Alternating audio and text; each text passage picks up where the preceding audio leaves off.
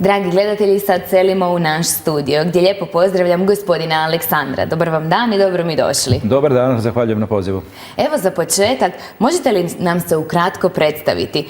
Što sve radite? Znamo da ste u obaranju ruku, ali radite još puno aktivnosti, sve u svrhu poboljšanja života, ali i sportskih uspjeha osoba s invaliditetom. Pa možemo reći da dosta se bavimo u zadnjih 6-7 godinama osoba s invaliditetom. Pokrenuli smo 2009. godine Hrvatski savez za obaranje ruke i postali redovni članovi Olimpijskog odbora, da bi 2018. godine aktivno pokrenuli Savez osoba s invaliditetom, takozvani parasportski savez za obaranje ruke, koji sada već egzistira 5. godinu. Danas vodimo i jedan i drugi savez i mogu reći da ima dosta posla oko cijelog tog procesa. Kakav je odaziv? Dolaze li osobe s invaliditetom baviti se obaranjem ruku?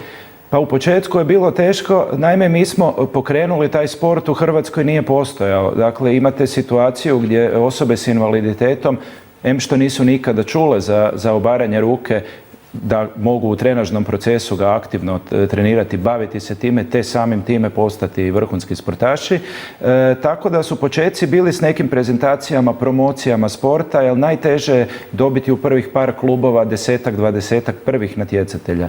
Danas, 10-ak godina nakon samih početaka, možda smo probili led sa jednim od naših najboljih parasportaša, Lukom Drokanom iz Križevaca, koji se bavio u sustavu dok još nismo imali parasport odvojen od sporta obaranja ruke, tako da smo imali neke reference jer je Luka krenuo prije 15 godina i bio vrlo zapažen na međunarodnoj razini, te je on, možemo reći, probijao zajedno s nama sa ovog sportskog dijela i aspekta naš sport. Danas imamo 3 kluba u kojem egzistira po prilici 40-ak natjecateljica i natjecatelja svih dobi, razina invaliditeta od mentalne retardacije do tjelesnjaka, leđne moždine, obaranje u kolicima, stojeće i sjedeće, slijepi i slabovidni, tako da smo pokriveni, mogu reći, dosta dobro. Definitivno puno posla radite, ali radite to dobro. Nižu vaši zapravo koji obaraju ruke parasportaši i uspjehe. Pa kako potaknuti mlade danas da se bave sportom i da možda dođu baviti se baš obaranjem ruke? Mislim da obaranje ruke kao parasport koji danas sutra nudi odlazak na paraolimpijske igre, najveći uspjeh svakog sportaša, pa tako i parasportaša, je odlazak na olimpijske ili paraolimpijske igre. Mi sada smo vrlo ozbiljni kandidati za 2032. i ulazak u program paraolimpijskih igara. Da biste napravili bilo kakav ozbiljniji rezultat 2032. mislim da je sada vrijeme da se počnete baviti sa paraobaranjem ruke. Stol, 2 osobe, 2 suca, pravila više manje svi znaju, kao što smo nekada u školi obarali ruku, tko je jači taj pobjeđuje. Naravno, izrazito puno je u profesionalnom obaranju ruke pravila, ali baza i sistem samog obaranja je uvijek isti, a to je položiti protivničku ruku na stranu na koju se treba povući. Pozivam sve mlade ljude da nam se priključe, jer imamo iz projekta sa Hrvatskim paraolimpijskim odborom, u kojoj nam je velika podrška u radu našeg saveza, pa tako i u projektu jačanja kapaciteta, gdje imamo zaposlenog trenera koji se isključivo bavi mladim parasportašima, i to nam je neka baza za sutrašnje vrhunske rezultate, jer bez ozbiljnog trenažnog procesa koji je, recimo, svakodnevni trening više godina, ne može doći do jednog dobrog seniorskog rezultata. Koliko je zahtjevno baviti se obaranjem ruke? Pa za sami početak zahtjevnosti velike nema. Dakle, morate biti spremni na određena vremenska odricanja. Parasportašima, kao što znamo, je, pa mogu reći, barem duplo teže nego osobama bez invaliditeta uopće doći na prostor gdje se trenira. Dakle, to iziskuje neko vrijeme. I izrazito su uključeni roditelji, što se ovim putem zahvaljujem i moram im napomenuti da sve naše juniorske parasportaše dovode roditelji, izrazito su uključeni, čekaju ih nakon treninga. Na primjer, u gradu Zagrebu treninzi se odvijaju u Domu sportova, što je velika prednost jer je naša dvorana prilagođena 100% osobama s invaliditetom.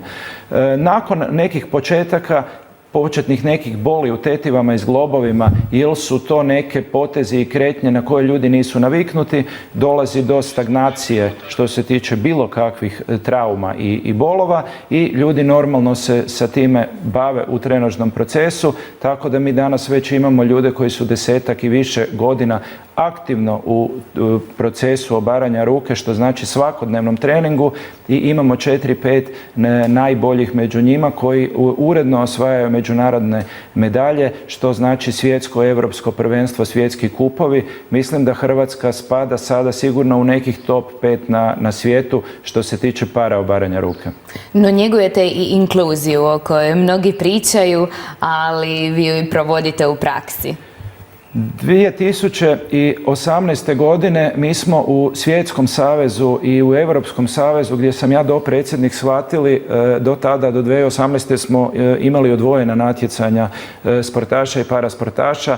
Na inicijativu parasportaša koji su željeli biti zajedno sa svim timovima radi publike koja je nazočna naravno više na natjecanjima osoba bez invaliditeta, mi smo se vratili na koncept jednog natjecanja. Ona se održavaju formalno odvojeno, ali se održavaju u istim terminima i timovi odlaze na recimo 7-8 dana svi zajedno. Pokazalo se to kao dobitna kombinacija. Zadovoljni su ljudi koji pomažu i vode parasportaše, zadovoljni su parasportaši koji sudjeluju zajedno u tim velikim natjecanjima i mislim da ćemo svakako u obaranju ruke na svjetskoj razini ostati na tom modelu. Jedan od tih modela bit će i Svjetski kup u Zagrebu koji se održava od 14. do 17. srpnja ove godine u hotelu Westin, gdje se na jednom od stolova koji su službeni stolovi na natjecanju, jer se natjecanje uvijek održava istovremeno na više stolova, tako da je vrlo dinamično i ovu prigodu koristim pozvati sve, kako osobe s invaliditetom, tako i bez invaliditeta, i gledatelje i gledateljice, da uživo vide dinamiku našeg sporta, jer se on odvija na 3-4 stola istovremeno. Uvijek je jedan od stolova stol za osobe s invaliditetom. Definitivno zabavna stvar i evo, bilo bi dobro da gledatelji dođu pogledati to uživo. Kada pričamo o nekim poticajima mladim parasportašima, o nekim stipendijama koje često dobiju od svojih lokalnih sredina, gradova, županija, što je ove godine sa stipendijama? Hoće li stipendije doći u ruke onih vrhunskih, manje vrhunskih i onih samo na neki način rekreativnih sportaša? U samom sportskom sustavu, kao i svi drugi sportovi koji su pod okriljem punopravnog članstva Olimpijskog i paraolimpijskog odbora, tako i naši vrhunski parasportaši imaju određenu kategorizaciju koju su zaslužili sa svojim vrhunskim rezultatima. Sportaš prve kategorizacije, prve vrste, najviši stupanj vrhunskog sportaša i oni su do novog zakona o sportu koji je stupio na snagu 1. siječnja 2023. godine možemo reći bili osuđeni na stanje financijsko lokalne zajednice koja je vrednovala sukladno njihovoj mogućnosti u tom trenutku samim stipendijama prvu, drugu i treću kategoriju vrhunskog sporta. Tako da smo mi imali situaciju da u gradu Zagrebu najbolji, to jest prva kategorija, dobija na primjer 2800 kuna mjesečno, 48 mjeseci se zaslužuje taj status, dok bi recimo u nekim lokalnim općinama, čak i većim gradovima, zbog trenutne loše situacije nisu dobijali ništa. Intencija Zakona o sportu koji je stupio na snagu prije 6 mjeseci je bila izjednačiti sportaša od kuda god dolazi, jer on nije kriv ako je prebivalište, idemo vrednovati njegov rezultat, nevezano za njegovo prebivalište i gdje se nalazi na području Republike Hrvatske. Intencija propisa je izjednačiti sredstva, centralizirati isplatu na državu i dati nagradu, to jest stipendiju najboljima i vrhunskim sportašima. Dogovor je bio za treću 1000 kuna, druga 2000 kuna i prva kategorija 3000 kuna mjesečno.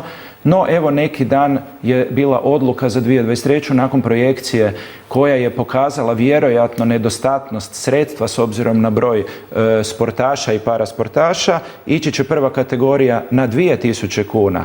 I sada dolazi situacija gdje na primjer u gradu Zagrebu je bila 2800, preko noći imaju od države 2, ali evo grad Zagreb će na primjer pomoći da se vrati na postojeće i nekadašnje iznose, dok nažalost neke sredine koje nisu imali sredstava neće moći pomoći, pa ćemo opet imati razliku, koja vjerujem da je sve ovo i rađeno da ne postoji, ali to je tako. Nadamo se da će možda u 2024. godini biti malo podignuta i ta prva kategorija, jer ipak treća kategorija je odlično podignuta, recimo sredine koje su najviše isplaćivale je bilo 600 kuna, danas je dignuta na razinu 1000 kuna u eurima. Perfektno. Druga kategorija je ostala razina 200 eura, možda malo samo da su još razmislili o prvoj kategoriji, jer mislim da su to najbolji i najvrijedniji sportaši, da je malo još može se za njih iznaći sredstva, jer to nije veliki broj. Nadamo se 2024. skoku i napokon ćemo doći onda do trenutka gdje će sportaš vrijediti onoliko koliko zavrijeđuje, bio on istovremeno u bilo u kojoj županiji ili gradu Republike Hrvatske. Evo za kraj ovog našeg kratkog razgovora, što biste možda poručili svim mladim osobama s invaliditetom, zašto da i oni postanu parasportaši, jer zapravo sport nam donosi niz benefita, kako zdravstvenih, tjelesnih, ali i sklapamo brojna prijateljstva, a sa sportom puno i putujemo, je li tako? Tako je. Mogu ostati na našem sportu, iako se to očituje na sve parasportove. Kao broj 1 radi se o nečemu što je dobro za osobe s invaliditetom, radi se o integraciji, radi se o izlasku iz kuće, o obaveznim odlascima na treninge gdje vas čeka druga skupina mladih ljudi, gdje su druženja, gdje su putovanja u inozemstvo. Pa mogu možda napomenuti da neki roditelji su oduševljeni, osoba sa invaliditetom juniora 15-16 godina koji nikada u životu prije naših natjecanja i odlaska sa našim timovima se nisu maknuli od roditelja. Oni su se toliko dobro snašli na 5, 6, 7 dana putovanjima da su roditelji u početku ostali frapirani, danas su zadovoljni i kažu da je naš sport njima nezamjenjivo i jednostavno nitko od njih ne razmišlja da bi se povukao iz aktivnog bavljenja, kako obaranjem ruke, tako vjerojatno za sve sportove i parasportove. Pozivam sve, znam da je teško, da nije jednostavno se odlučiti, zahtijeva velike napore od samog odlaska na trening do svih drugih stavki koje nosi jedan ozbiljan sport, ali mislim da to što se kasnije može ponuditi, da je to nešto specijalno i nešto stvarno vrijedno svakog truda. Pozivamo mlade osobe s invaliditetom da nam se uključe. Genetska predispozicija za naš sport je totalno nebitna jer smo napravili, to je možda samo u nekom početku određena prednost. Nakon toga trenažnim procesom vi izjednačavate i uspijete od bilo čega napraviti vrhunskog sportaša, tako da pozivam sve mlade parasportašice i sportaše da nam daju priliku da u trenažnom sustavu diljem Republike Hrvatske napravimo od njih vrhunske sportaše.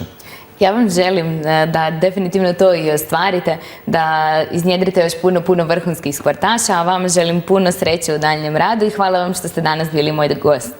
Hvala na pozivu još jedanput.